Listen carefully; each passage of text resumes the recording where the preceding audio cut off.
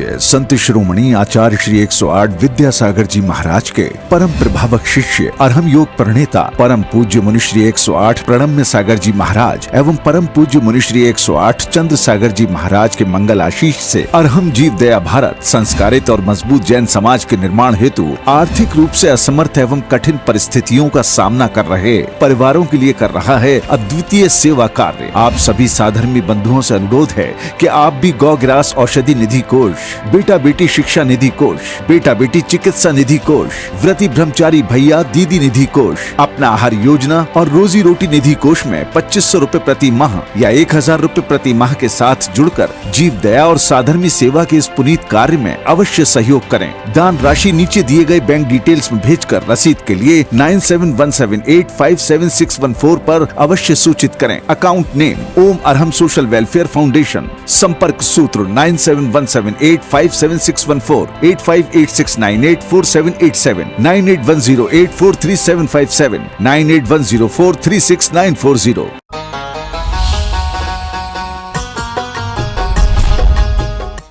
इस कार्यक्रम के पुण्यार्जक हैं प्रणम्य वाणी देवदूत। प्रणम्य गुरु की वाणी पहुँचे घर घर, सम्यक ज्ञान प्रभावना होवे घर घर। सभी प्रणम्य वाणी देवदूत के पुण्य की बहुत बहुत अनुमोदना। मात्र 12,000 रूपए वार्षिक सहयोग राशि प्रदान कर प्रणम्य वाणी देवदूत बने। अधिक जानकारी के लिए संपर्क करें।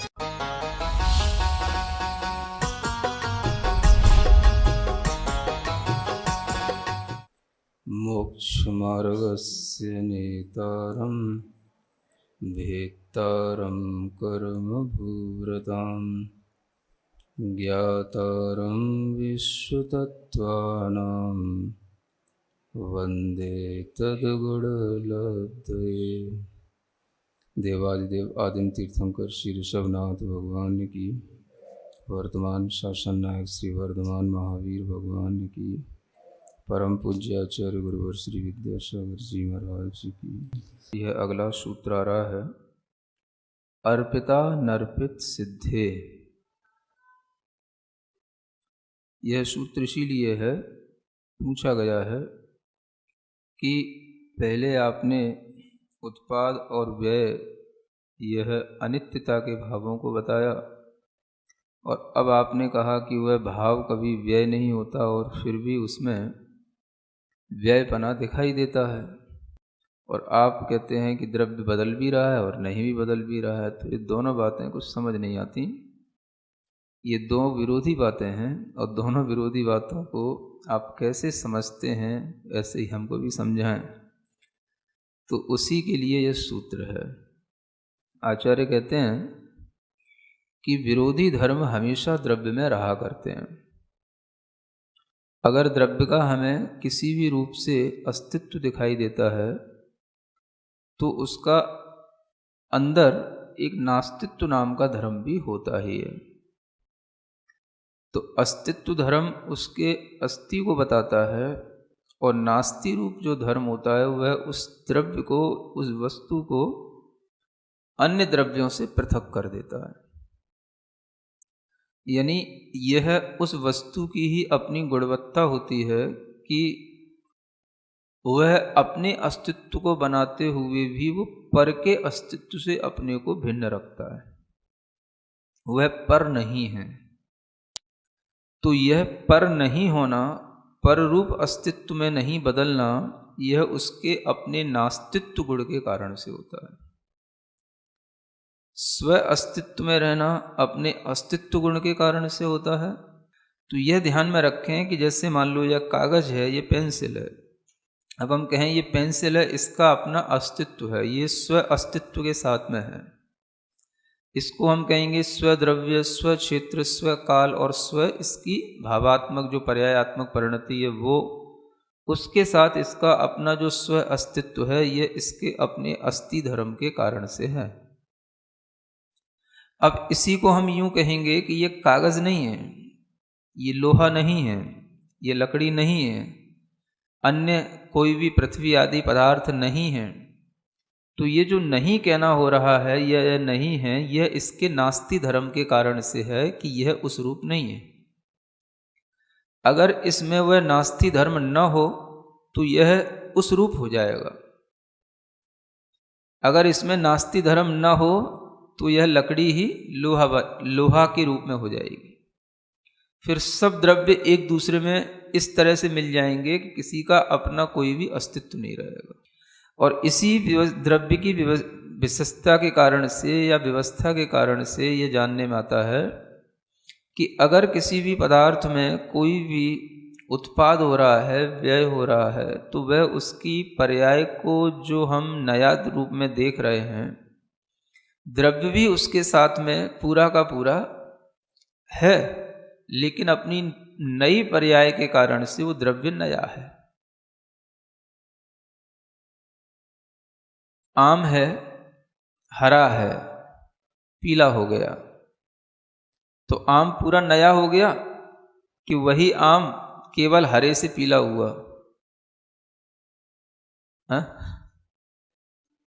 आम तो वही है, दिस इज दैट तो वाली बात तो इसमें भी है लेकिन जो हरा से केवल पीला हुआ है, तो हरे के साथ में जो पूरा द्रव्य था वो थोड़ा अलग था, उसकी पूरे की क्वालिटी अलग थी। और जो हरे से पीला हो गया तो पीले में वह पूरा अलग हो गया, उसकी पूरी क्वालिटी अलग हुई। हम केवल इतना नहीं कह सकते केवल हरे से पीला हुआ है। हरे से पीला तो कलर के अपेक्षा से हुआ, उसकी स्मेल भी चेंज हुई, उसका टेस्ट भी चेंज हुआ, उसका पूरे द्रव्य का शेप भी कुछ चेंज हुआ, सब कुछ हुआ, वेट भी चेंज होएगा, कुछ ना कुछ सब कुछ में फर्क पड़ेगा। तो द्रव्य में भी परिवर्तन आता ही है, लेकिन फिर भी हम कहते हैं ये वही है। तो जो हमारे सामने द्रव्य की उत्पत्ति हो रही है, उत्पाद के रूप में हो रहा है, पूर्व पर्याय का व्यय दिखाई दे रहा है, उसमें भी द्रव्य वही होते हुए भी वह नित्य रूप भी दिखाई देता है और अनित्य रूप भी दिखाई देता है। अब इसको हर कोई समझ नहीं पाता। आप जिसको नित्य कहते हो उसी को अनित्य कहने लग जाते हो, जिसको आप अनित्य कहते हो उसी को नित्य कहते हो। अभी आप कह रहे थे द्रव्य वही है, हरे से केवल पीला हो गया, तो हमने चलो मान लिया, आपकी हाँ में हाँ कर दी। अब आप कहने लगे कि नहीं, द्रव्य भी नया हो गया क्योंकि पूरा सब कुछ बदल गया। तो अब फिर जब द्रव्य नया हो गया तो फिर वो नित्य कहाँ रहा? फिर वो समझ आ रहा ना?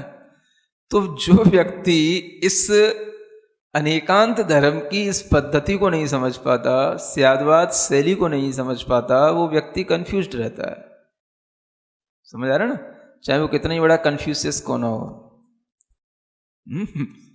कितना ही बड़ा चीन का फिलोसोफर क्यों ना हो कन्फ्यूशियस, वो भले ही वो हो, लेकिन वो कंफ्यूज रहेगा जब तक कि वो अनेकांत को नहीं समझेगा। बस ये एक सूत्र समझना जो यहां बताया जा रहा है, अर्पिता नर्पित सिद्धे।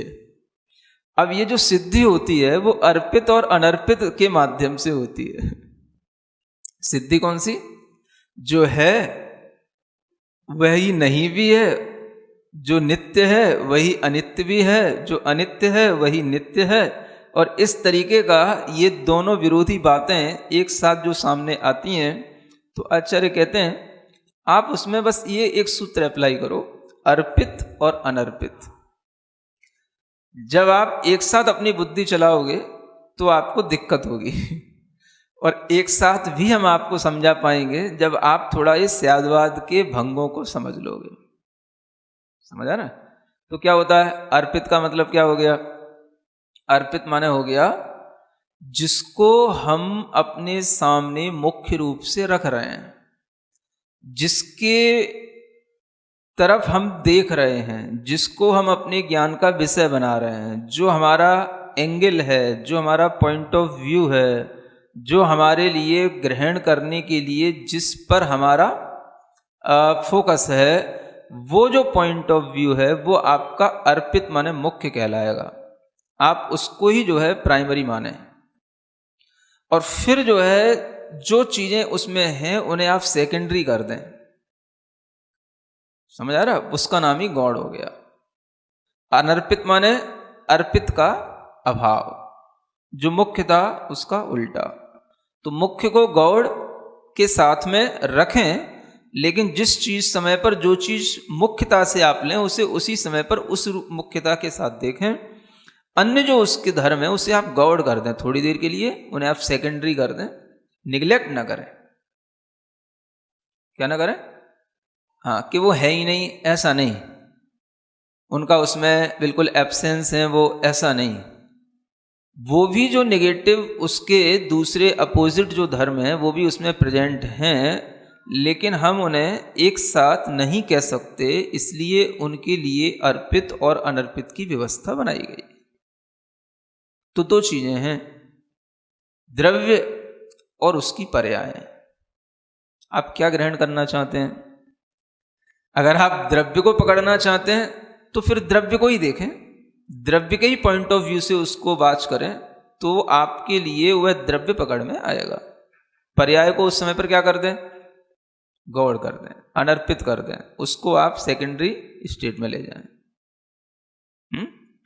अगर आप द्रव्य को देख रहे हैं, माने आप आम को देख रहे हैं, तो फिर आप आम को ही देखें। अब उसमें हरा पीला ये ना देखें, क्या देखें? आम को देखें। तो आम को देखोगे, ये वही आम है जो कल भी था, जो आज भी है, जो इसी डाली पर कल भी था, आज भी है, इसी स्थिति में कल भी था, आज भी है। भले ही इसका चेंज है, वो चेंज नहीं अभी हमें देखना है। अभी हम उसको मुख्य रूप से किस रूप में देख रहे हैं? आम के रूप में देख रहे हैं। ये आम है बस। तो ये क्या देख रहे हैं? हम द्रव्य देख रहे हैं, द्रव्य को दृष्टि में रख रहे हैं। तो उससे आपको यही लगेगा कि यह वही है, यह वही है, माने ये नित्य है। आम नहीं बदला, आम तो नित्य है, कल भी था, आज भी है। तो ये उसका नित्य बना हो गया। अब अनित्य क्या हुआ? अब जैसे आपने देखने लगे, कल तो ये हरा था, 2 दिन बाद पीला दिखने लग गया अब ये, तो अब आपकी दृष्टि किस पे गई? अब हरे से पीले पे गई। ये हरा पीला ये उसकी पर्याय है, कच्चा पका ये उसकी पर्याय हैं। तो अब आप पर्याय की ओर दृष्टि डाल रहे हैं, तो फिर आप पर्याय को ही देखें, उसी को आप मुख्य रूप से उसी को अर्पित करें, द्रव्य को अनर्पित कर दें। अब ये द्रव्य की ओर दृष्टि न देखें कि ये वही है, अब क्या देखें कि यह हरा है, यह पीला है, यह हरे से पीला हो गया है। और अगर आप किसी को ये भी बताना चाहते हैं कि यह नित्य भी है, यह अनित्य भी है, तो आप एक साथ तो बता नहीं पाएंगे। या तो उसमें भी लगा करके बताएं, यह नित्य भी है, यह अनित्य भी है। और अगर कह नहीं, दो में से एक बात बताओ, अगर सामने वाले ये कहे कि दो में से एक बात बताओ, तो फिर आपने कहा कि नहीं यह नित्य भी है, तो वो कहेगा आप भी क्यों लगा रहे हो उसको? आप कॉन्फिडेंटली बताओ कि ये क्या है, ये नित्य है कि ये अनित्य है। सामने वाला कुछ भी पूछ सकता है ना, तो वो आप कहोगे कि नहीं ये नित्य ही है। अब आपने क्या बोल दिया? यह नित्य ही है। तो फिर सामने वाला कहता है जब ये नित्य ही है तो फिर ये अनित्य कैसे हो गया? तो आप झूठे हो गए। तो कहते हैं नहीं, झूठे नहीं हो गए। अब ये तुमको कॉन्फिडेंटली समझाने के लिए हमने कहा कि ये नित्य ही है, बाकी हमें मालूम है कि नित्य क्यों है। अब तुम हमसे पूछो नित्य क्यों है, तब हम तुम्हें बताएंगे, है ना। तो फिर थोड़ी देर बाद वो पूछता है ये नित्य ही है पक्का? हाँ पक्का, ये नित्य ही है। तो फिर ये बदल क्यों गया? ये अनित्य ही है। तो ये अनित्य ही है। तो अभी तुम कह रहे थे अनित्य भी है, तो भी में तुम ये समझ रहे थे कि ये शायद ऐसा भी है या वैसा भी है। ऐसा जब मैंने देखा कि तुम डाउट में पड़ रहे हो, तो फिर हमने उसको फिर इस तरीके से ही कहना उचित समझा कि नहीं ये नित्य ही है और यह अनित्य ही है। तब वो पूछेगा तो फिर आप ये बताओ कि नित्य ही क्यों है, यह अनित्य ही क्यों है। तो देखो वो द्रव्य की अपेक्षा से नित्य ही है और पर्याय की अपेक्षा से अनित्य ही है, उसमें कोई दिक्कत नहीं है। तो ही के साथ भी कथन करना गलत इसलिए नहीं होता जब हम उसके पीछे अपना पॉइंट ऑफ व्यू रख देते हैं, तो सामने वाला फिर कंफ्यूज होता है। आप एक बात बताओ, भाई एक बात हो नहीं सकती, द्रव्य का वो स्वभाव ही नहीं है, नित्य ही है अनित्य ही है। तो फिर एक काम कर दो ना, आप दोनों चीजें बोल दो एक साथ, नित्य भी है अनित्य भी, नित्य अनित्य दोनों है, ऐसा बोल दो आप, तो भी आप कंफ्यूज्ड रहेंगे कि जो नित्य अनित्य है उन दोनों धर्मों को कहने के बावजूद भी यह वस्तु का अभी कथन पूरा नहीं हुआ, या इसके पूरे धर्मों का अभी कथन नहीं हुआ। ये केवल नित्य अनित्य होकर के भी अभी बहुत कुछ है इसमें जो समझ नहीं आ रहा है, पकड़ नहीं आ रहा है, कहने में नहीं आ रहा है। तो फिर चौथी चीज आ जाती, भाई ये ऐसा करो, ये अवक्तव्य है। क्या है अवक्तव्य का मतलब? हाँ, कहने योग्य नहीं है। फिर आप इस भी इस चीज को भी पकड़ लो। समझ आ रहा है ना? तो कितनी चीजें हो गई? 4 हो गई। नित्य, अनित्य, उभय यानी नित्य अनित्य और अवक्तव्य। ठीक है ना? अब 4 हो गई। फिर अब सामने वाला कहता है नहीं, अगर आप ऐसे कहते हो तो चलो मान लेते हैं वस्तु कथंचित नित्य है, वस्तु कथंचित नित्य है। तो अगर हम नित्य मान लेते हैं तो नित्य होने के साथ भी इतने से बात पूरी तो नहीं हुई। अगर कथंचित नित्य है तो उसके अन्य दोनों धर्मों को हम जो एक साथ नहीं कह पा रहे हैं, अन्य दोनों धर्मों को एक साथ नहीं कहने के कारण से जो अवक्तव्यपना है वो नित्य के साथ भी जुड़ा हुआ है। फिर भी वो अवक्तव्य है क्योंकि दोनों को हम एक साथ नहीं कह पा रहे हैं। नित्य होते हुए भी वे दोनों जो उसमें धर्म हैं वो एक साथ नहीं कहे जा रहे हैं। आप नित्य कह भी रहे हो लेकिन फिर भी वो नित्य के साथ में अवक्तव्य है। ये फिर 5वां भंग हो जाता है। समझ आ रहा है? फिर आपने कहा नहीं, वस्तु कथंचित अनित्य है, तो कथंचित अनित्य होते हुए भी वो अवक्तव्य फिर भी हो रही है। फिर भी कुछ अवक्तव्य हो रहा है, कुछ है जो आप कह नहीं पा रहे हो, कहा नहीं जा रहा है, समझा नहीं पा रहे हैं, समझ नहीं पा रहे हैं, तो वो अनित्य के साथ भी फिर अवक्तव्य लग जाता है।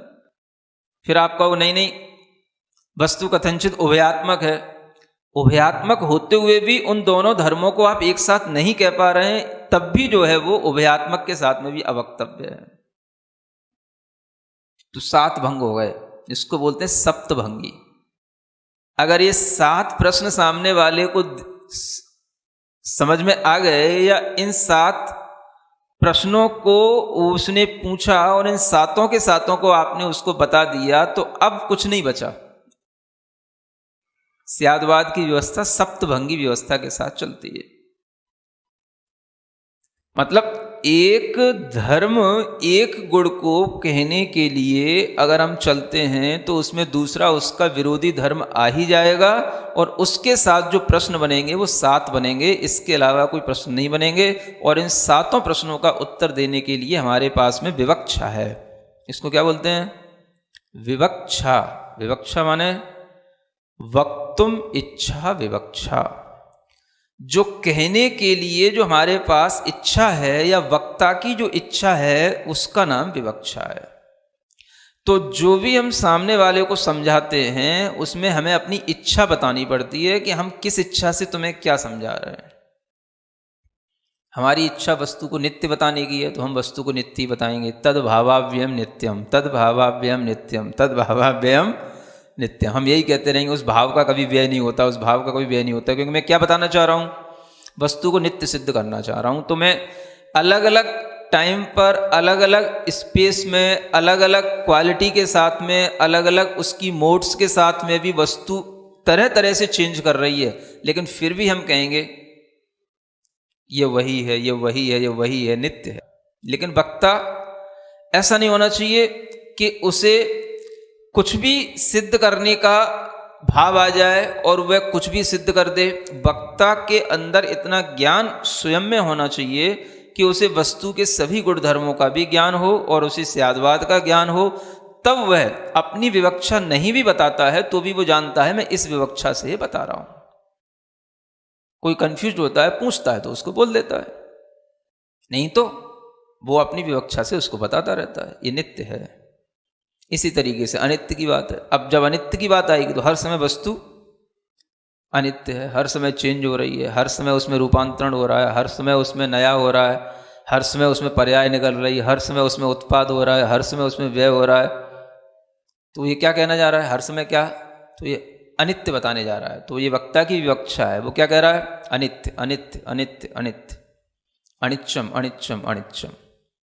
जो बौद्ध धर्म है वो वस्तु को क्या मानता है? सर्वथा अनित्य मानता है। हर वस्तु क्या है? अनिच्चम है ना। उनकी यहाँ भी प्राकृत चलती है तो प्राकृत में अनित्य को अनिच्च बोलते हैं। समझ आ रहा? तो आप देखना जो विपश्यना वगैरह के जो ध्यान कराने वाले होते हैं ये वो उसकी फीलिंग देते हैं, है ना। अनिच्चम अनिच्चम अनिच्चम। तो ये अपना धर्म उसमें डालते हैं। क्या वस्तु क्या हमेशा अनित्य है, अनित्य है, अनित्य है, बस उन्हें नित्य नहीं दिखती कुछ भी चीज। मतलब उनका एकांत सिद्धांत है, इसलिए उनको एकांतवादी कहा जाता है। जगत में जो कुछ भी है अनित्य है, सब अनित्य है। विचार क्या है? अनित्य है। मन क्या है? अनित्य है। शरीर क्या है? अनित्य है। तो बस अनित्य अनित्य है। नित्य क्या है? कुछ नहीं है। मोक्ष भी नित्य नहीं है, संसार भी नित्य कुछ नहीं, संसार में जो कुछ है सब अनित्य। तो ये एकांतवादी कहलाते हैं, ये एकांत धारणा है। अब इनसे कहो कि जो तुम कल थे वही तुम आज हो के नहीं, समझ आ रहा है? तो ये कहेंगे ये आपकी बुद्धि का भ्रम है। समझाने के तरीके होते हैं सबके पास में, है ना? जो कल तुम थे वही तो तुम आज हो, तो अनित्य है तो फिर कल वाला तो चला गया, आज नया कहां से आ गया? तो कहेंगे ये तुम्हारी बुद्धि का भ्रम है जो तुम कल को आज से जोड़ रहे हो। वस्तुतः तो जो रियलिस्टिक जो नेचर है वो तो अनित्य है, अनित्य है। तो हर फिलॉसफी में अपनी चीजों को संभालने के सब गणित होते हैं, समझ आ रहा है? तो संभालते जरूर हैं लेकिन वो गणित बैठता नहीं है। तो यहां जो जैन आचार्य कहते हैं जिस तरह वस्तु नित्य है उसी तरह दूसरी विवक्षा से वस्तु अनित्य है। वस्तु में दोनों एक धर्म है, एकांत नहीं है, और अन्य लोग उसको एकांत मान लेते हैं। समझ आ रहा है? तो एक तरफ ये बौद्ध हो जाते हैं, ये वस्तु को अनित्य मान लेते हैं, एक तरफ कुछ ये ब्रह्मवादी टाइप के हो जाते हैं, वस्तु को हमेशा नित्य मान लेते हैं। संसार हमेशा नित्य है, ऐसा ही रहता है, ये नित्य है, हर पदार्थ नित्य है। तो जो नित्य कथनचित और कथनचित अनित्य, ये धारणा केवल जैनों की है, समझ आ रहा है? और जैनों में भी कुछ एकांतवादी हो जाते हैं, तो वो भी बस, है ना, वो आत्मा क्या है? तो आत्मा नित्य है, या आत्मा अकर्ता है, आत्मा भोक्ता नहीं है, आत्मा सर्वथा शुद्ध है। तो ये भी उस एकांतवाद में चले जाने वाले एक फैकल्टी पैदा होने लगी है। समझ आ रहा ना? तो ये है। तो इस तरह से जो वस्तु के सभी धर्मों को स्वीकार करके नहीं चलेगा वो कभी स्यादवादी नहीं हो सकता। अर्पित और अनर्पित दोनों हमें धर्मों को समय समय पर लागू करना होता है, और वस्तु इसी रूप में होती है, वस्तु यूं नहीं होती है। अब अपने ही यहां पर जैन एकांतवादी ऐसे पैदा हो गए, तो वो कहते हैं कि वस्तु में जो अनेक भेद हैं ये तो केवल कहने के लिए हैं। वस्तु तो वस्तुतः अखंड एक ज्ञायक स्वभाव वाली है, बस आत्मवस्तु, और कुछ नहीं है। बाकी सब जो है वो सब कहने के लिए है। मतलब ये जो स्यादवाद पद्धति है वो कहने के लिए है, वस्तु तो एक ही है। मतलब एक अभेद रूप ही हो गई, भेद रूप नहीं वस्तु। तो इस तरीके की व्याख्याएं करते हैं। तो ये सब गलत व्याख्याएं होती हैं, इनका कोई भी जैन दर्शन से, स्यादवाद से दूर दूर तक लेना देना नहीं है। तो ये लोगों को बहकाते हैं, लोगों की अज्ञानता का फायदा उठाते हैं। तो आपको पहले सिद्धांत समझना चाहिए, अध्यात्म को बाद में समझना चाहिए, पहले सिद्धांत समझना चाहिए। जब वस्तु को आप देखोगे, हर वस्तु भेद रूप भी है, अभेद रूप भी है, एक रूप भी है, अनेक रूप भी है, नित्य रूप भी है, अनित्य रूप भी है। तो जब हम उसके एक धर्म को स्वीकार कर लेंगे या एक ही तरीके से हम उसको व्याख्यायित करने का अपना एक एटीट्यूड बना लेंगे, तो फिर हम हमेशा एकांतवादी की हो जाएंगे। क्योंकि जो आपके एटीट्यूड में होगा वही तो आप कहोगे बार बार। समझ आ रहा ना? तो इसलिए वस्तु को क्या मानना?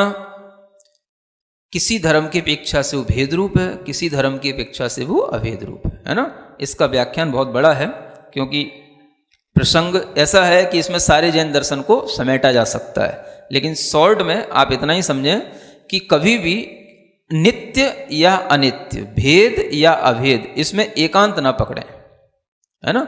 जो लोग समयसार जी पढ़ते हैं वो केवल अभेद का एकांत पकड़ते हैं, तो वो अभेद रूप, एकांत रूप ही वस्तु को, आत्म वस्तु को मानने लग जाते हैं। तो ये उनकी बहुत बड़ी भूल होती है। भेद की जहां व्याख्या आती है, कुछ होता है ये तो व्यवहार है, ये तो व्यवहार है, ये तो कहने को है। तो ये कहने को नहीं होता है, जो होता है उसी को कहा जाता है। ये जैन न्यायिक आचार्यों की सबसे बड़ी विशेषता रही। उन्होंने कहा वस्तु जैसी होती है वही कही जाती है। तो कही जाने वाली वस्तु अलग हो और होने वाली वस्तु अलग हो, ऐसा नहीं होता है। जो है उसी को कहा जा रहा है। तो हम इस तरीके से नकारें नहीं कि ये तो कहने को है, व्यवहार तो कहने को है। इसलिए आप ये समझें कि वस्तु को केवल अर्पित और अनर्पित धर्म के साथ सिद्ध करके चलेंगे, तभी आपको आत्म सिद्धि होगी, है ना? आत्म के विषय में अगर आपको इस तरीके का भ्रम रहेगा तो आत्म सिद्धि तो कभी हो ही नहीं सकती, क्योंकि आपके ज्ञान में ही अभी आत्मा सही नहीं आई तो सिद्धि कैसे होगी। तो इसलिए अब आगे बढ़ते हैं। स्निग्ध रुक्षत्वाद बंध, स्निग्ध और रुक्षपने से पुद्गलों में बंध होता है। अब यहाँ पर प्रकरण चेंज होता है कि केवल पुद्गलों पर अब डिपेंड होता है प्रकरण। तो यहाँ कहते हैं कि पुद्गल कैसे होते हैं, स्निग्ध गुण वाले भी होते हैं और रुक्ष गुण वाले भी होते हैं। जो स्निग्ध गुण वाले हैं वो पुद्गल के परमाणु भी बंध को प्राप्त होते हैं, और जो रुक्ष गुण वाले परमाणु हैं वो भी बंध को प्राप्त होते हैं। स्निग्ध का मतलब जिसे आप कहते हो एक ग्रीस बोलते हो ना, ग्रीजी नेचर, वो ही समझ लो आप, है ना। और एक जो है रफ नेचर वाले पुद्गल परमाणु, है ना। तो आप देखोगे कि कुछ पुद्गल परमाणुओं में हमेशा ऐसा ही चिकनेपन का स्वभाव पाया जाता है। जो भी चीज़ आप देखते हो चिकनी चिकनी, वो अनेक चिकने वाले पुद्गल परमाणुओं से मिलकर के बनती है। और जो भी आप रुक्ष चीज़ें देखते हो वो सब रुक्ष परमाणुओं से मिलकर के बनती है, और इन सब में भी अंतर होते हैं। एक ही तरीके का ना कोई चिकनापन होता है, ना एक ही तरीके का रुक्षपन होता है ना।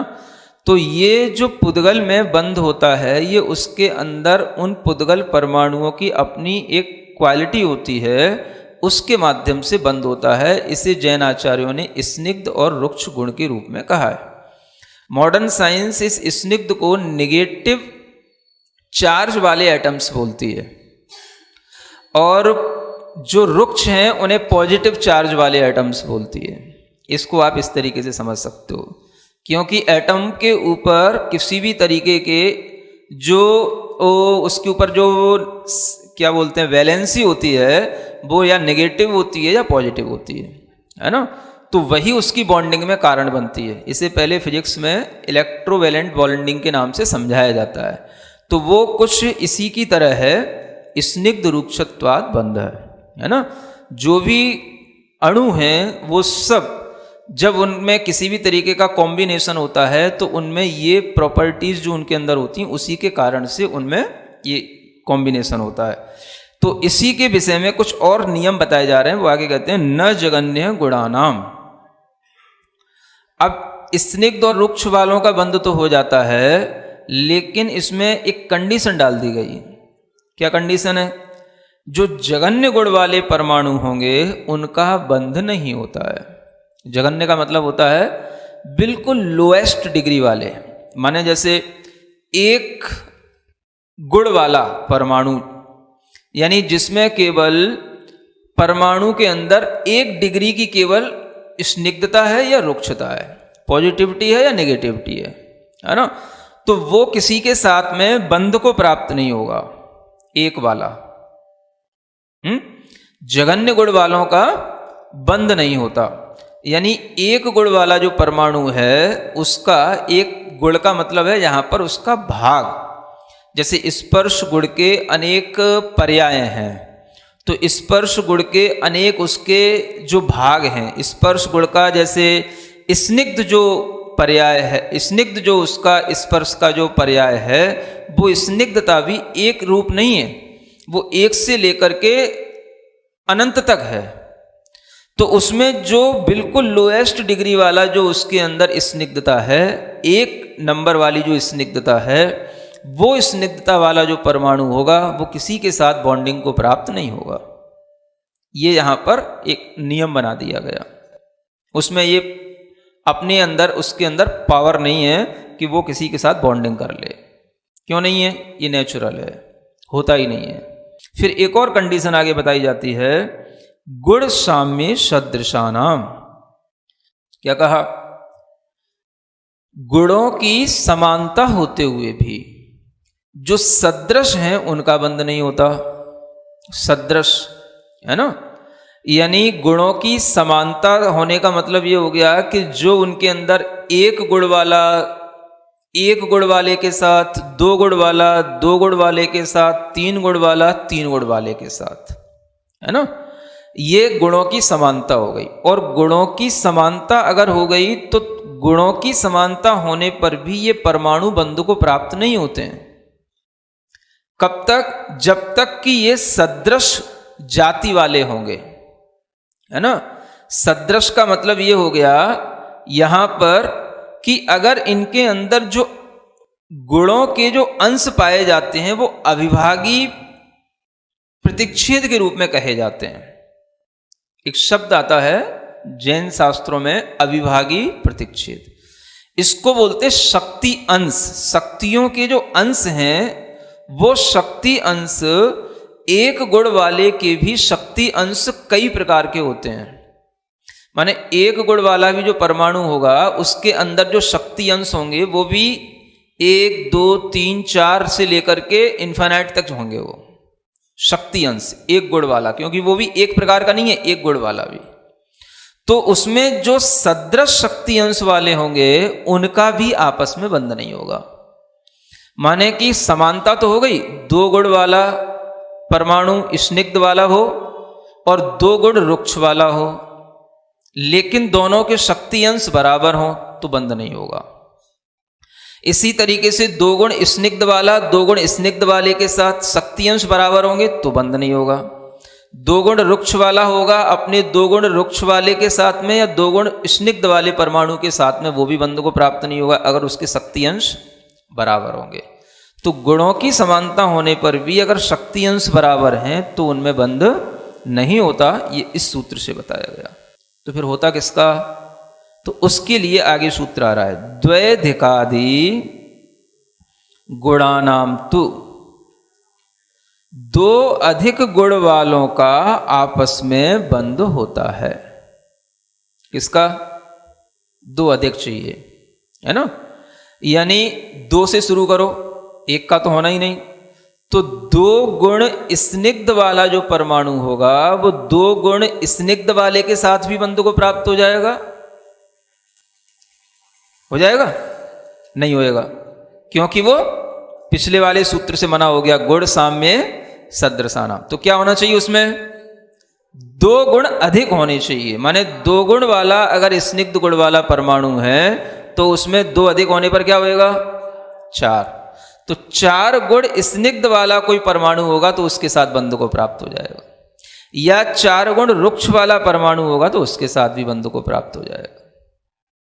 ऐसा नहीं है कि स्निग्ध का रुक्ष के साथ ही बंध होता है, स्निग्ध का स्निग्ध के साथ भी बंध होता है, स्निग्ध का रुक्ष के साथ भी बंध होता है, इसी तरह से रुक्ष का भी रुक्ष के साथ बंध होता है, रुक्ष का भी स्निग्ध के साथ बंध होता है, लेकिन वो होना चाहिए 2 गुण अधिक वाला। ऐसे ही 3 गुण स्निग्ध वाला परमाणु है तो वो 1 गुण स्निग्धता के साथ बंध को प्राप्त नहीं होगा, 2 गुण स्निग्ध वाला है उससे भी बंध को प्राप्त नहीं होगा, 3 गुण स्निग्ध वाला है उससे भी बंध को प्राप्त नहीं होगा, 4 गुण स्निग्ध वाला है उससे भी बंध को प्राप्त नहीं होगा, वो 5 गुण स्निग्ध वाले परमाणु से बंध को प्राप्त होगा। समझ आ रहा है? इसी तरीके से 3 गुण स्निग्ध वाला 1 गुण रुक्ष वाले के साथ बंध को प्राप्त नहीं होगा, 2 गुण रुक्ष वाले के साथ बंध को प्राप्त नहीं होगा, 3 गुण रुक्ष वाले के साथ बंध को प्राप्त नहीं होगा, 4 गुण रुक्ष वाले के साथ भी बंध को प्राप्त नहीं होगा, केवल 5 गुण रुक्ष वाले के साथ बंध को प्राप्त होगा। ये भी आगे भी 6, 7, 8 गुण रुक्ष वाले या स्निग्ध वाले के साथ भी बंध को प्राप्त नहीं होगा। तो आचार्य कहते हैं बंधे धिकौ पारिणामिकौ च। क्या कहा?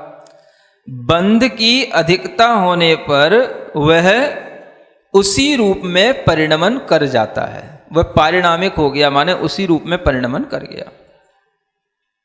कौन? जिसके साथ में वो बंध को प्राप्त हो गया। तो बंध की अधिकता होने पर, बंध के अधिक होने पर जब उसमें बंध को प्राप्त हो गया तो वह उस रूप में परिणमन कर जाएगा, माने वह उसी रूप हो जाएगा, है ना, जो ज्यादा वाला होगा। अधिक गुण वाला जो होगा उसी के साथ में वो परिणमन कर जाएगा। उदाहरण दिया जाता है इसको समझाने के लिए, है ना, जो गुड़ वाले हैं जानते हैं कि अगर गुड़ में धूली के कण भी उसमें मिल जाए, हैं, तो वो धूली धूली नहीं रहती, वो भी गुड़ जैसी मीठी हो जाती है। नहीं समझ आ रहा? धूली के जो कण हैं वो भी उस गुड़ में मिलकर के कैसे हो जाते हैं? हाँ, वो भी गुड़ जैसे हो जाते हैं। इसका मतलब ये नहीं है गुड़ को धूल में डाल दो सब गुड़ बढ़ जाएगा गुड़ में, लेकिन वह धूली के अंदर मिठास तो आ जाएगा लेकिन करकरापन वैसे ही रहेगा। समझ आ रहा है ना? तो ये उसके अंदर के जो परिणमन हुआ वो उस रूप में परिणमन करा लेता है। तो इस तरह से ये पुद्गल परमाणुओं के बीच की बंध व्यवस्था 1, 2, 3, 4 और 5 सूत्रों के माध्यम से बताई गई है ना। उनमें से जो पहला सूत्र है वो तो केवल बंध व्यवस्था को बताने वाला एक उत्सर्ग रूप में सूत्र है कि ये तो बंध की व्यवस्था है। बंध तभी होगा जब स्निग्ध या रुक्ष गुण के साथ में परमाणु मतलब उस अपनी क्वालिटी को रखने वाला होगा, और वो हर कोई परमाणु के अंदर कोई ना कोई स्निग्ध या रुक्ष गुण तो रहता ही है। अब आपके अंदर एक प्रश्न ये आ सकता है, तो क्या एक स्निग्ध वाला परमाणु क्या कभी बंध को प्राप्त नहीं होगा? समझ आ रहा है ना? क्या वो परमाणु जो एक रुक्ष गुण वाला है वो हमेशा एक रुक्ष गुण वाला ही बना रहेगा? क्या वो स्निग्ध वाला एक गुण वाला है तो हमेशा एक वैसे ही बना रहेगा? क्योंकि उसका किसी के साथ बंध नहीं होना, उसका क्या होगा? तो कोई भी जो परमाणु होता है वह परमाणु अपनी उस स्निग्धता या रुक्षता को भी समय पा करके, है ना, काल के अनुसार समय पा करके उसकी स्निग्धता रुक्षता में भी शक्ति अंशों में भी परिवर्तन होता है। क्या होगा उसमें? उसके शक्ति अंशों में परिवर्तन होगा। तो जब वो उसका शक्ति अंश बढ़ जाएगा, जब उसका वह गुण बढ़ जाएगा, तो वही जो है उसका बंध का कारण बन जाएगा। तो ऐसा नहीं होता कि वो केवल एक गुण वाला है तो ऐसे ही एक गुण वाला ही पड़ा रहेगा, है ना, वो भी परिणमन करता रहता है। तो इसलिए जो आपको एक बार सूत्र बताया था, खंदा खलु काल करणादो, माने स्कंद जो होते हैं या पुद्गल जो होते हैं वो काल के अनुसार परिणमन करते हैं। तो समय के अनुसार उनमें भी परिणमन होगा, और वो भी जो है अपनी स्निग्धता रुक्षता को जो है बढ़ा करके वो भी बंध को प्राप्त हो लेगा। इस तरह से ये बंध की व्यवस्था सभी लोगों के लिए जानने योग्य है, और यहां पर ये बंध की व्यवस्था का प्रकरण पूर्ण हो जाता है। सिरिजिण वाणी जग कल्याणी जग जन मदतम मोहरी जणमण हारी गढ़हर हारी जम जरा भव रोग हरि तिथ्य राणम दिव्य झुणिम जो पड़ई सुणई मय्ये धारई राणम सौख मणंतम धरिय सासद मोक्ष पदम पावई सासद मोक्ष पदम पावई।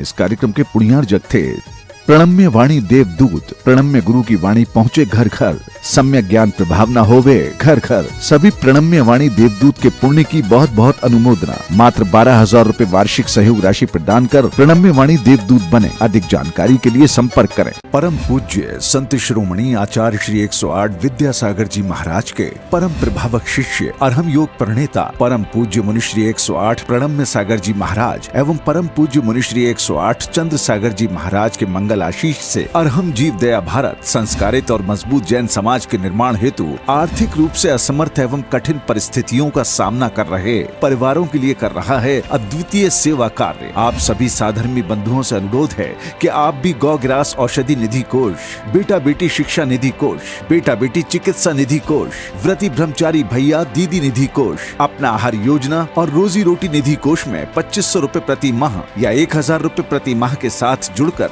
जीव दया और साधर्मी सेवा के इस पुनीत कार्य में अवश्य सहयोग करें। दान राशि नीचे दिए गए बैंक डिटेल्स में भेजकर रसीद के लिए 9717857614 पर अवश्य सूचित करें। अकाउंट नेम ओम अरहम सोशल वेलफेयर फाउंडेशन। संपर्क सूत्र 9717857614 8586984787 9810843757 98104369